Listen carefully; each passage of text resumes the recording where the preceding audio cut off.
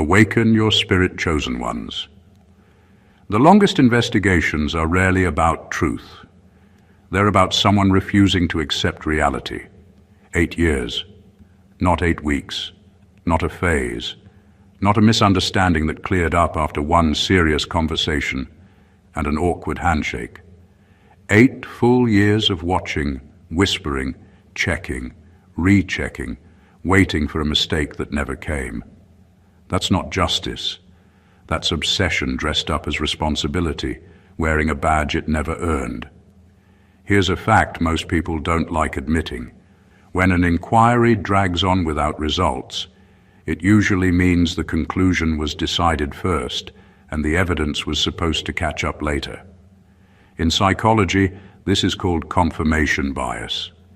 In real life, it looks like grown adults burning time, energy, and credibility just to avoid saying one uncomfortable sentence. We were wrong.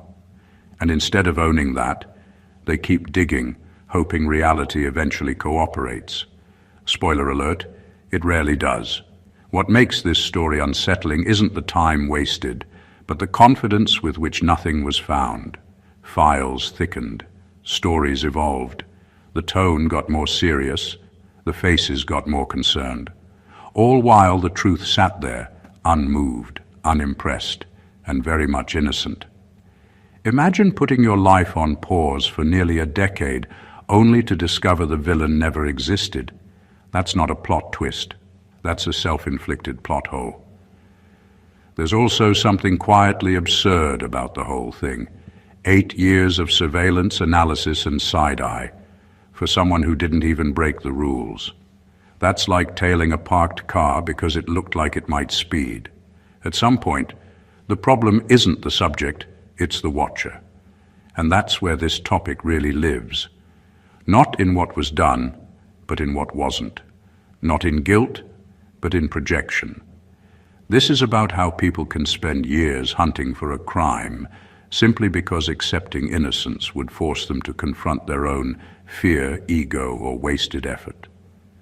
Stay with me, because once you see how this happens, you'll never look at long grudges, endless investigations, or drawn-out accusations the same way again. Number 1, they weren't hunting a crime, they were hunting a contradiction. What really unsettles people isn't wrongdoing. It's someone who exists outside their mental filing system. A person who doesn't match the labels, the expectations, the quiet rules everyone else agreed to without realizing they agreed. When you don't fit cleanly into the story people tell themselves about how life works, you become suspicious by default. Not because you did something wrong, but because your presence exposes how fragile their logic is. They needed you to make sense in a way that was convenient to them. When you didn't, they assumed something must be hidden. That assumption turned into scrutiny. Scrutiny turned into fixation. Over time, the goal quietly shifted. It stopped being about finding facts and became about resolving the discomfort you caused simply by being you. You contradicted their beliefs about effort, success, hierarchy, fairness, or control, and that contradiction felt personal. The truth is, many people build their identity on invisible agreements. If you follow the rules, you get the rewards. If you struggle, it must be your fault. If someone moves differently and still stands strong, the whole structure starts to wobble. Rather than question the structure, they question the person. It's safer to suspect you than to admit their worldview has holes. That's why the hunt drags on without results. They're not actually looking for evidence, they're looking for relief. Relief from the tension you create by existing without explanation.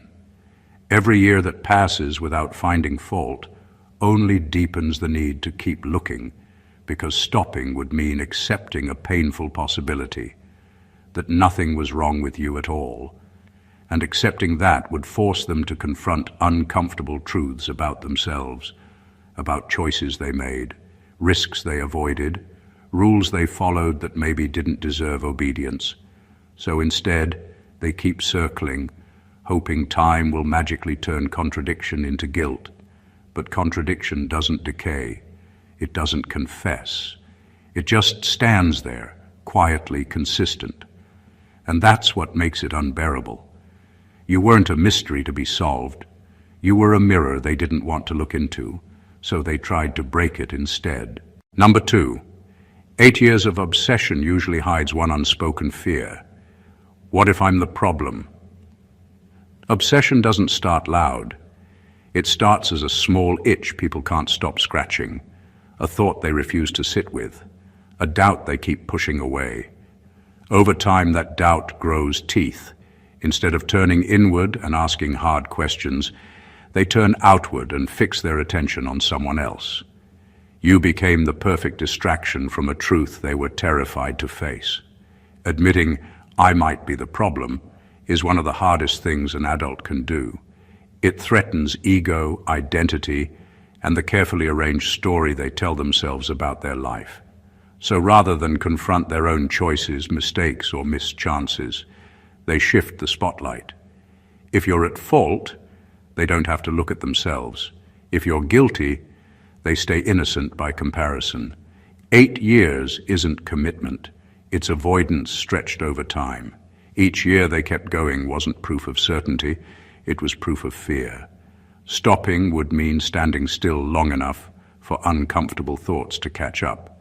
Thoughts like, maybe they misjudged you, maybe they overreacted, maybe they invested too much energy in the wrong direction, and once those thoughts show up, there's no easy exit. So they double down. They convince themselves that persistence equals righteousness. That effort automatically means truth.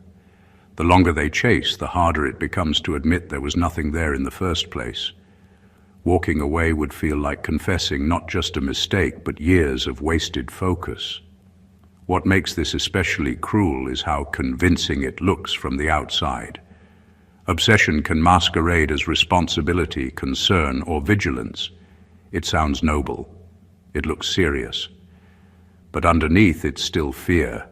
Fear of self-reflection, fear of accountability, fear of discovering that the enemy was never external. Meanwhile, you stand there, unknowingly carrying the weight of their unresolved issues. Their frustration, regret, and insecurity get quietly assigned to your name. You become the symbol of everything that didn't work out for them. Not because you caused it, but because you survived it. In the end, the hunt says more about the hunter than the hunted. 8 years later, the real question was never about your innocence. It was about whether they were brave enough to face themselves. Number 3, you became the folder where they dumped everything they refused to process. Humans are experts at outsourcing responsibility, especially the emotional kind. Pain, guilt, shame, regret, and fear have a way of accumulating, and most people don't want to look at the pile. It's uncomfortable. It's messy. It might even make them question who they are. So instead of handling it themselves, they find someone else to carry it for them. In your case, you became that folder. You weren't guilty of anything, yet somehow you absorbed the weight of every thought they refused to confront. Every suspicious glance, every whispered accusation, every late-night investigation wasn't really about you. It was a way for them to avoid opening the drawer labeled "My Own Mistakes." You were convenient. You had presence. You had stability. And in a world where they refused to face their own instability, you became the container for everything they didn't want to sit with. The dangerous part is how invisible this becomes to the person carrying the burden. They convince themselves it's about justice, truth, or protection. In reality, it's pure projection. Their unresolved issues, whether fear of failure, anger at life, jealousy of progress, quietly ride on your back while you remain bewildered by the intensity of their focus. The longer it goes on, the heavier it feels, because they keep stacking on more of their unprocessed chaos, believing it's legitimate concern. You're not a villain. You're not even a participant in their drama. yet you're treated as the main character. And the cruel irony is that the folder can't fight back without being accused of arrogance, defensiveness, or guilt. The moment you resist, you validate their projection. The moment you comply, you carry more than you ever signed up for. By the end, the whole exercise is revealed for what it truly is, a way for someone to avoid themselves. They built a narrative around you, not because you fit it, but because it was easier than facing the truth of their own life. And once you see it that way, the obsession stops being intimidating and becomes almost absurd, a reflection of someone else's unresolved chaos, mistakenly turned into your problem. Number 4, they needed you to be guilty so their life could stay innocent. There's a strange comfort in blaming someone else. It makes life neat. It gives structure to chaos. It allows people to avoid staring into the mirror and asking the uncomfortable question, what if I'm wrong? In this case, your innocence was the real threat. If you were truly clean, their story, the narrative that justified their decisions, their frustrations, their obsession, would collapse. And the thought of that collapse was unbearable. People like that don't just want evidence, they want validation. They need proof that their anger, their suspicion, their relentless pursuit is meaningful. Without guilt, all of that effort becomes a mirror reflecting only themselves. And they are not ready to see that reflection. So they hunt, they accuse, they dig, not because of what you did, but because of what your existence challenges, the illusion of their own moral and intellectual superiority. This is why obsession often outlasts reason. Every claim against you, every imagined misstep, every rumor they chase is less about the truth and more about preserving a narrative that lets them sleep at night. They can convince themselves that they are vigilant, just, careful, responsible, but in reality, they are terrified that stopping, stepping back, or admitting error would strip away the protective layer of self-righteousness. Your innocence threatens that layer. And here's the quiet cruelty of it. The more innocent you are, the more absurd their hunt becomes, and the harder it is for them to stop. If they admit you did nothing wrong, they must admit that years of their life were spent obsessing over a ghost of their own making. That's a kind of reckoning most people avoid at all costs. So they keep going, they chase shadows, they interrogate reality itself, and through it all, they disguise fear and ego as diligence.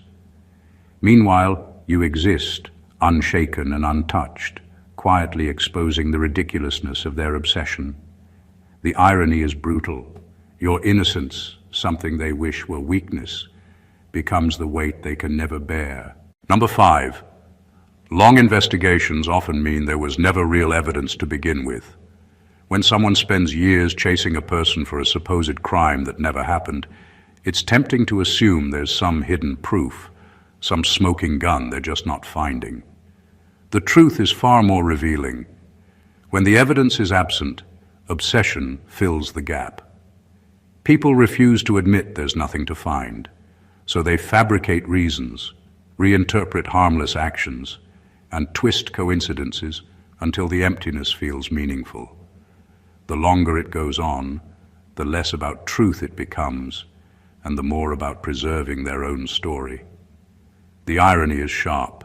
Investigations are supposed to clarify reality, but in these cases they actually obscure it. Every step forward, every phone call, every file examined becomes less about uncovering facts and more about justifying the hunt itself. They convince themselves that persistence equals progress, that volume can replace substance. 8 years of searching, checking, questioning, all of it masquerading as diligence, when in reality it's a desperate attempt to manufacture something that was never there.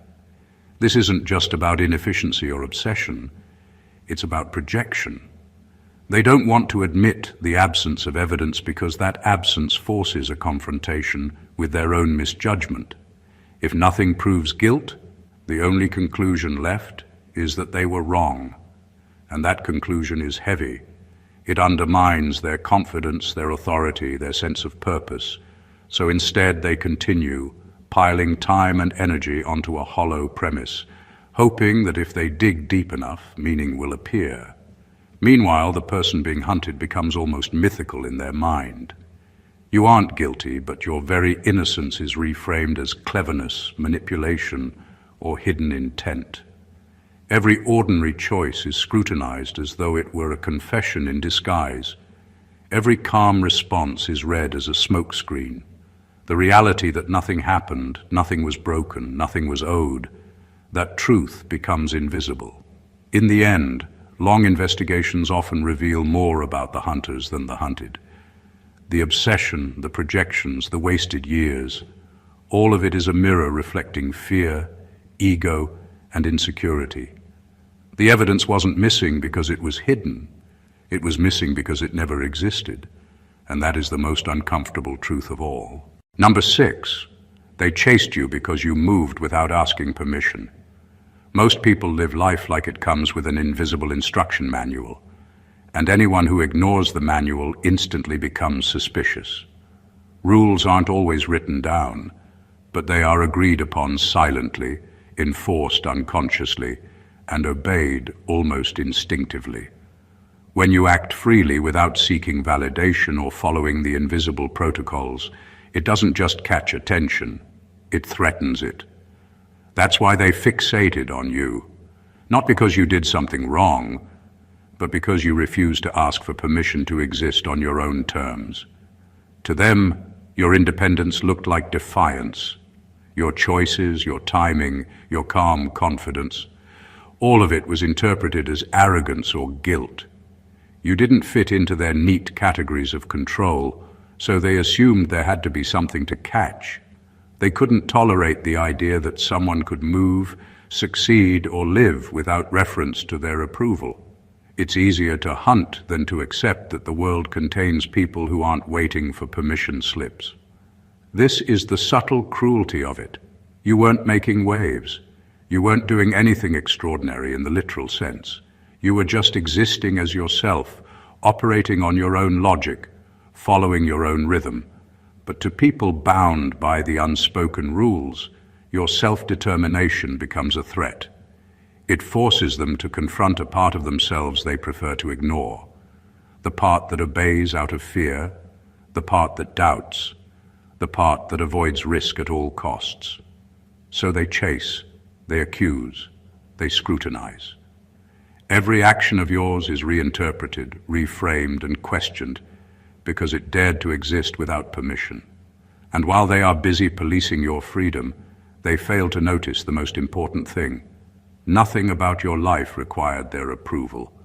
Your choices weren't rebellion, they were just reality. And the irony is savage. The more they try to contain you, the more obvious it becomes that your life isn't theirs to control. In the end, their obsession says less about what you did and more about what they can't stand. That someone can move forward, unbound, untethered, and completely indifferent to their authority. Number 7, the hunt wasn't about stopping you. It was about slowing themselves down. Most people assume that when someone obsesses over another, the goal is control or punishment. In reality, the fixation often reveals more about the hunter than the hunted. Chasing you for 8 years wasn't really about what you did or didn't do. It was about giving themselves a purpose, a direction, a reason to keep moving while their own lives felt stagnant. The longer they focused on you, the less they had to confront the fact that their own time was slipping away, their own choices were limited, and their own potential was being wasted. By keeping their attention locked on you, they created an illusion of productivity. Every phone call, every file, every whispered suspicion was a substitute for the self-reflection they refused to do. They could feel busy, vigilant, in control, while their personal progress quietly froze. Watching you, analyzing you, obsessing over every move became a way to hide from their own inaction. In short, you became a tool, an anchor, and a distraction all at once. This is why obsession can look so convincing. To outsiders, it appears serious, righteous, almost noble. But underneath, it's always insecurity dressed up as duty. They didn't need to catch you, because catching you would have forced them to finish. They didn't need evidence, because the act of hunting itself justified their existence. The longer the chase went on, the more comfortable they were avoiding the uncomfortable truth, that their own life lacked direction, meaning, and courage. Meanwhile, your life carried on quietly, unaffected by their obsession. Every day you moved, learned, and grew without checking if you had permission or approval. You didn't slow down because you weren't invested in their narrative. And that contrast, their frantic energy versus your calm progress, probably fueled their fixation even more. The cruel irony is unavoidable. They thought they were pursuing a target, but the target never needed pursuit. You weren't the problem they needed to solve. You were the mirror showing just how far behind they had fallen and how unwilling they were to catch up with themselves. Number 8, they mistook your resilience for arrogance. Resilience has a quiet way of confusing people who are used to chaos, manipulation, or control. When someone doesn't buckle under pressure, doesn't overreact, and doesn't play the expected game, it often reads as defiance to the untrained eye. In the case of an 8-year hunt, your ability to stay calm, composed, and unshakable was never interpreted for what it was, inner strength. Instead, they labeled it as arrogance, as if your lack of fear or panic was an insult to them personally. People obsessed with control are allergic to resilience. They can handle mistakes, misunderstandings, and even rebellion if it fits their expectations. But when someone withstands pressure effortlessly, when accusations and scrutiny slide off without leaving cracks, it throws them into confusion. They want you to break, to respond the way their narrative demands. When you don't, they assume it's because you feel superior, because you're above them in some imagined hierarchy. In truth, it's not superiority. It's endurance. It's quiet confidence. It's knowing who you are, independent of their projections. This misinterpretation fuels obsession. Every time you stay calm in the face of scrutiny, every time you refuse to justify yourself unnecessarily, every time you continue living your life without apology, it challenges their ego. They begin to spin stories, invent motives, and create evidence in their mind just to explain why someone could possibly withstand scrutiny without flinching. Your strength becomes their problem because they can't comprehend that resilience doesn't require explanation. The irony is brutal. Your survival and composure, the very things that allow you to move through life with clarity, are the things that make them spiral. They are so focused on what they believe is arrogance that they fail to see the truth, that you are untouchable, not because of ego, but because you refuse to surrender your inner stability. Your calm isn't a challenge to them. It's a reflection of reality, and they are desperate enough to call it arrogance rather than admit they are powerless to shake it. In the end, resilience is misunderstood, feared, and often attacked, but it is also untouchable. No amount of obsession can break something that isn't brittle to begin with. Number 9, 8 years is not persistence. It's denial wearing discipline's clothes. When someone spends nearly a decade hunting another person for something that never happened, it might look like dedication from the outside. But real persistence is purposeful, measured, and guided by truth. What this really is denial masquerading as discipline. They've convinced themselves that relentless effort equals legitimacy, that time spent equals results, and that obsession equals righteousness. None of it is true. They aren't disciplined. They are trapped in a story they refuse to rewrite. The first years probably started with doubt. Maybe they wanted evidence. Maybe they had suspicions. Maybe they genuinely thought something was amiss. But as time went on and nothing concrete emerged, Logic demanded a pause, a re-evaluation, a reality check. Instead, they doubled down. Each day without evidence became proof in their mind that more digging was needed, not that the premise was wrong. Denial grows like a vine. It twists reasoning, strangles clarity, and convinces people that chaos is control. This is what makes the obsession so tragic and absurd. They are grinding through life, investing energy, time and focus into chasing a phantom, while ignoring the very real consequences of their own choices. Their identity becomes wrapped in the act of hunting, not in achieving or learning. Their discipline is a performance, a shield that keeps them from admitting that they wasted years on a mirage. Meanwhile, the person they are hunting moves through life unaffected, unaware of the futility. Each calm step forward contrasts sharply with the frantic, misguided energy expended on them. That contrast is what feeds the obsession, because deep down, the hunter senses the truth. All that effort isn't moving the target. It's only moving them further away from reality, further from self-awareness, and further from peace. In the end, 8 years of hunting proves nothing about the hunted. It only proves one thing about the hunter. Persistence is meaningless when it is divorced from truth. Denial dressed as discipline will never create results. It only creates regret, absurdity, and the quiet realization that the real cost was never yours. It was theirs. Number 10, they believed if they stared long enough, you would confess to a lie they invented.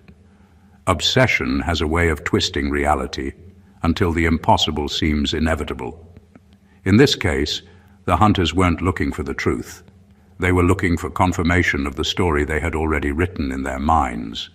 They convinced themselves that if they scrutinized every move, examined every word, and waited long enough, you would eventually crumble under the weight of a crime you never committed. It's a mindset built on the illusion that persistence can rewrite reality. This belief reveals something deeply human and deeply flawed. When people are desperate to justify themselves, they start treating imagination as evidence. They interpret calm as guilt, independence as defiance, and innocence as cunning. Every ordinary action becomes suspicious. Every explanation seems rehearsed. Every silence is a confession in disguise. The longer the hunt goes on, the more they rely on hope over fact, on fear over reason. In their eyes, the truth isn't enough. It must bend to satisfy their obsession. It's also a form of psychological projection. They assume that because they would eventually break under scrutiny, so must everyone else. They don't see that people can endure pressure without guilt. They don't see that innocence doesn't need a confession.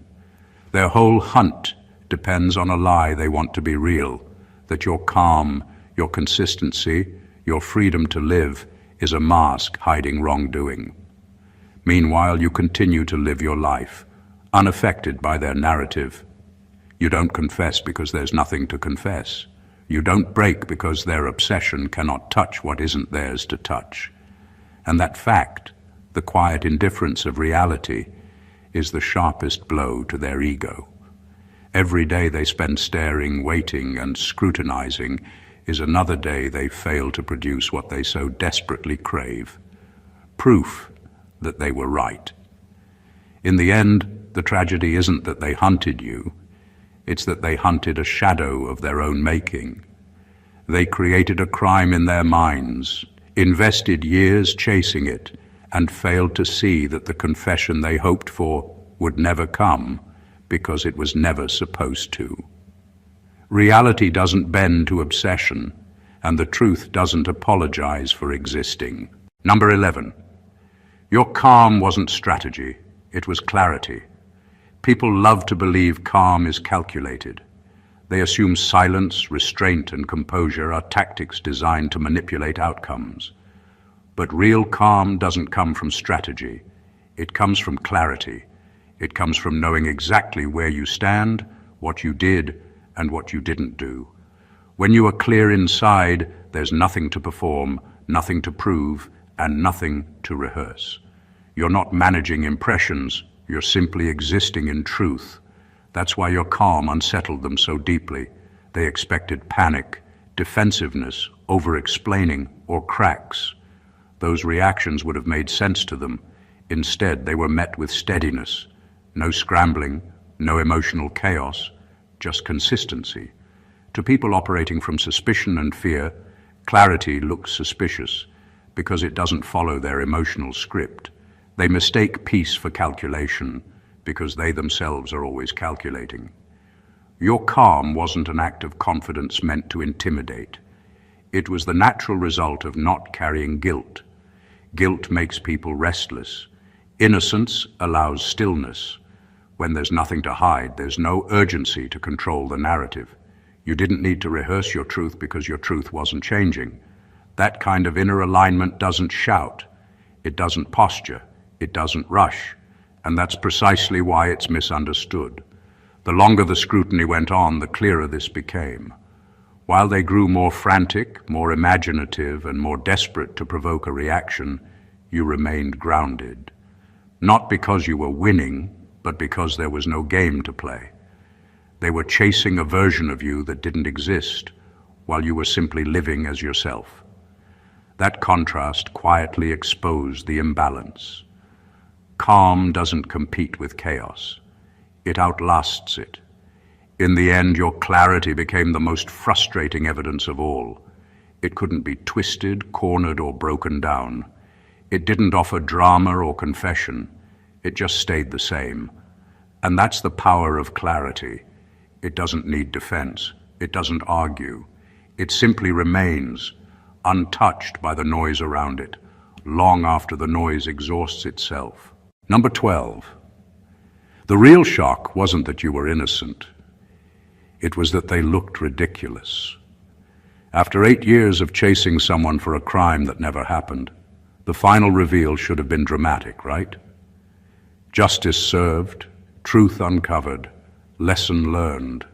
But the real punchline wasn't your innocence. It was the absurdity of their obsession.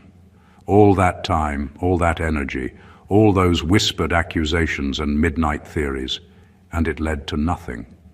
The hunter, so certain of their own cleverness, ends up looking foolish, almost comical in the eyes of anyone who sees the truth. That's the part they never prepare for, the mirror reflecting their own ridiculousness. It's easy to get lost in the hunter's perspective, imagining them as powerful, relentless, or fearsome. But obsession without reason is self-defeating. Every surveillance session, every whispered suspicion, every attempt to catch you became a testament to their own inability to face reality. They thought they were crafting a narrative where you fell, but the narrative collapsed on them. Years of effort produced nothing but embarrassment, showing how obsessive behavior can amplify flaws instead of resolving problems. What makes this especially sharp is the contrast. You weren't hiding. You weren't clever or evasive in the traditional sense. You were just living, calm and unaffected. Every ordinary move you made them look even more desperate, more frantic, more absurd. The world watches them, obsessing over shadows, while the truth quietly stands in plain sight. It's the ultimate irony.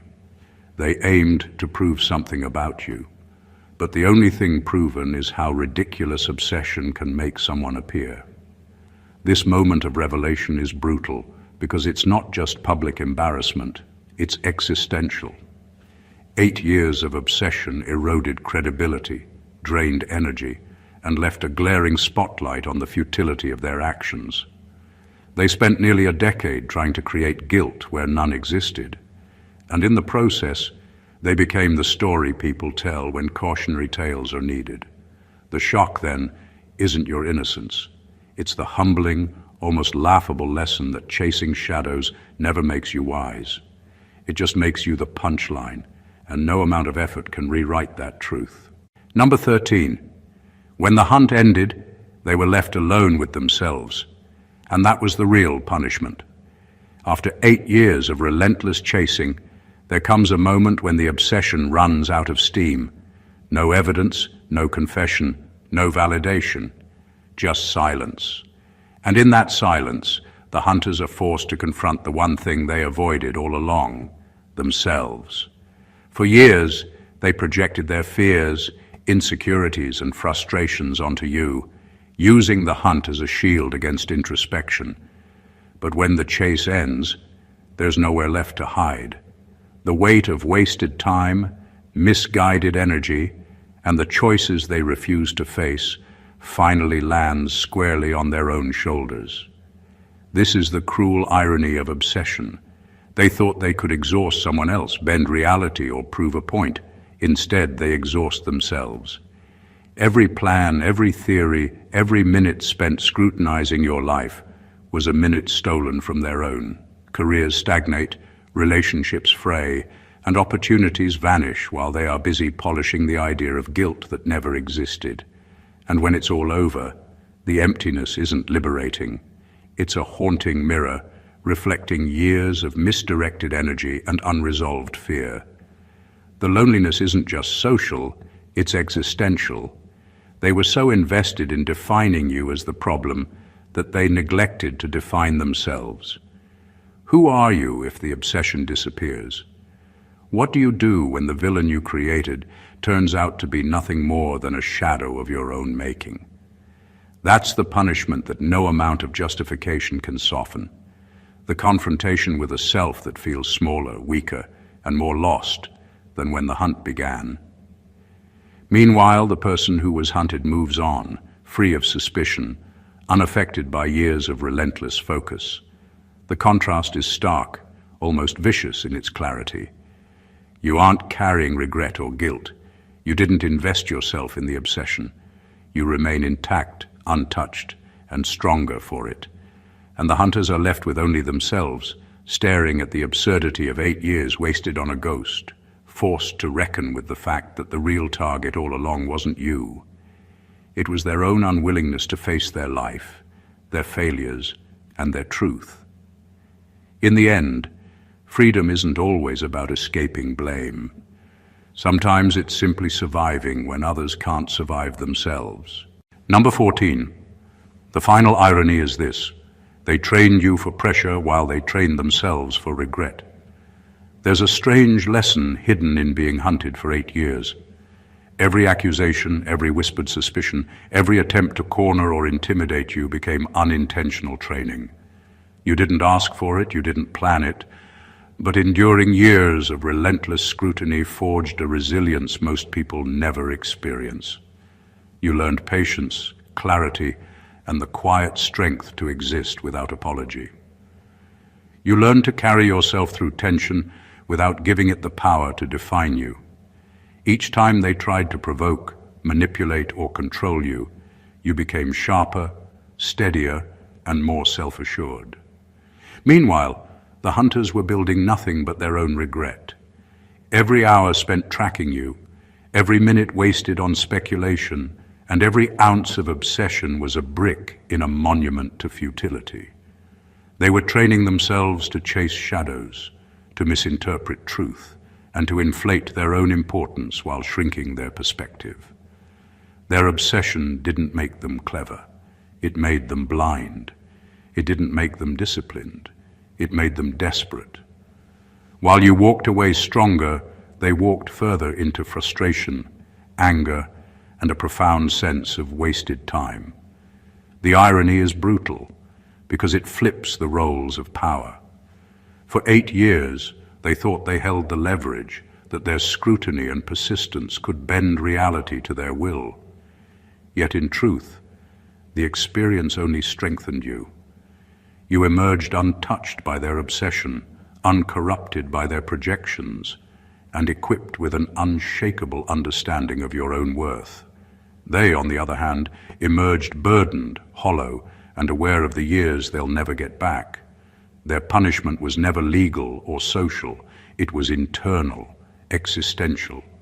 This final irony reveals the hidden truth about human struggle. Strength is often forged in the furnace of unfairness, while weakness grows quietly in the soil of misdirected energy. You were honed by pressure they created, while they were corroded by the very obsession they cultivated. In the end, the story isn't about guilt or innocence. It's about who walked away intact and who carried the weight of mistakes that were entirely their own. The story of being hunted for something you never did is more than just a tale of injustice. It's a lesson in human nature, obsession, and the quiet power of resilience. 8 years of scrutiny, suspicion, and relentless pursuit revealed far more about the hunters than the hunted. They projected their fears, insecurities, and need for control onto someone else, hoping to manufacture guilt that didn't exist. They mistook strength for arrogance, persistence for truth, and obsession for discipline. Meanwhile, the person at the center of it all quietly endured, grew stronger, and emerged unshaken, carrying nothing but lessons and resilience. Every step of this relentless chase highlights the ironies of human behavior. The hunters spent years creating suffering and tension, only to find themselves burdened by regret, embarrassment, and wasted time. You, the innocent, walked away intact, calm, and empowered. The truth has a way of exposing what obsession cannot see, that attempting to control or define another person rarely works, and in doing so, the observer often becomes the victim of their own inability to confront reality. This isn't just a story of injustice. It's a roadmap for understanding the subtle ways people project, obsess, and misdirect their energy. It's a reminder that resilience, clarity, and self-trust are far stronger shields than any reaction or defense could ever be. And ultimately, it proves one timeless truth. The person who remains grounded, calm, and self-aware will always outlast those who are consumed by fear, pride, or obsession. If you found this perspective eye-opening and want more deep dives into human behavior, life lessons, and stories that challenge the way we see the world, make sure to subscribe to the channel.